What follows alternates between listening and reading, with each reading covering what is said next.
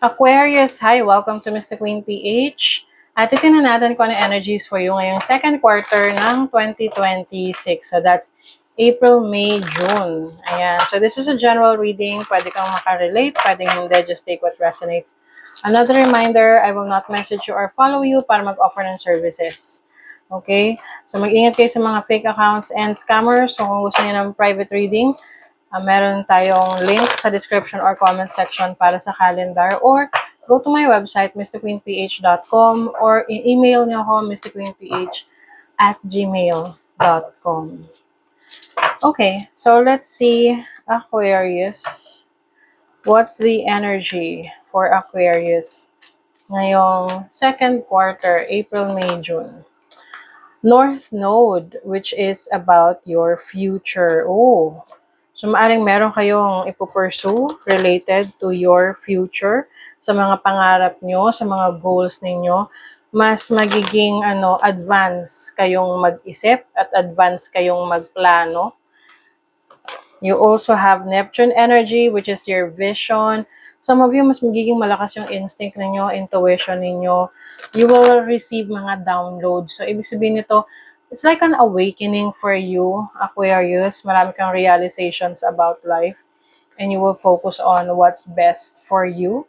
Also, this is about your fourth house. So, some of you, pwedeng meron kayong mga ma-accomplish related sa bahay, sa family. Iba, makakapagpatayo kayo ng bahay ninyo, makakabili ng bahay, or anything about what you want for your future home. Pwedeng kayo ay in the next 3 months, no?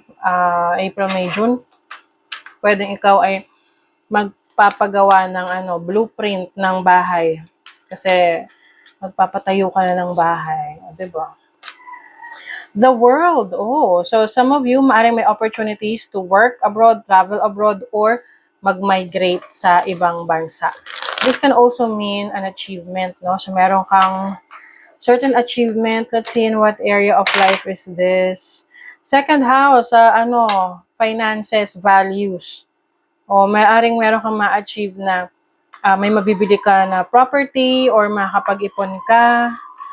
Ito yung ma-achieve mo yung gusto mong ipon. Finally, you have the High Priestess. So this is your instinct, your intuition, your wisdom.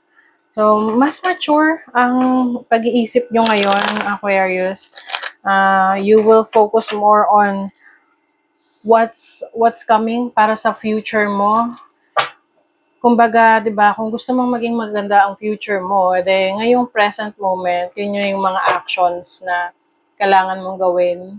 Ano ba yung kailangan mong gawin para maging maganda yung future mo? 'Di ba? Oracle of Swords. So, this is Queen of Swords energy.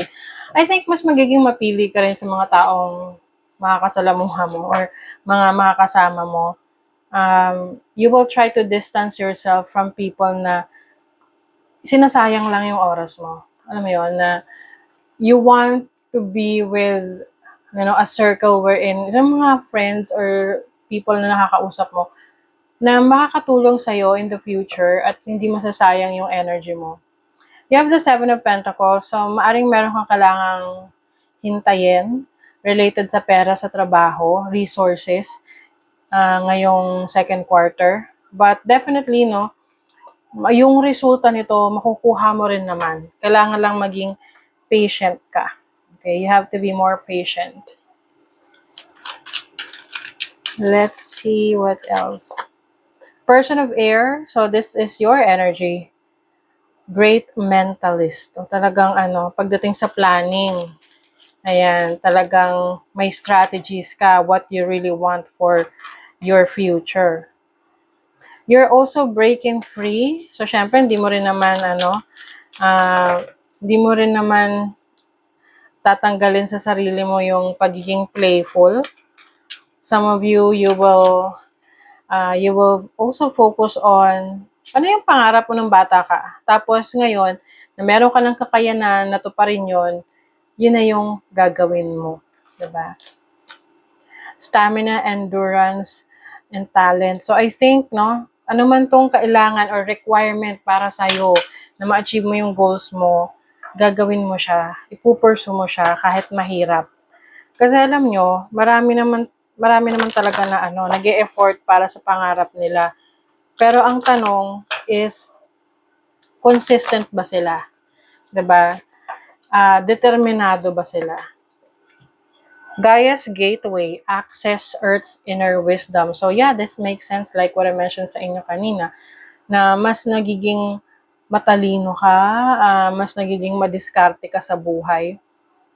At alam mo kung ano yung katangian mo, alam mo kung ano yung strength mo, and you're going to use that strength, no, to fulfill your goals. Lalo na at may kinalaman yan sa future mo. So that is your reading, Aquarius. Thank you so much. See you again.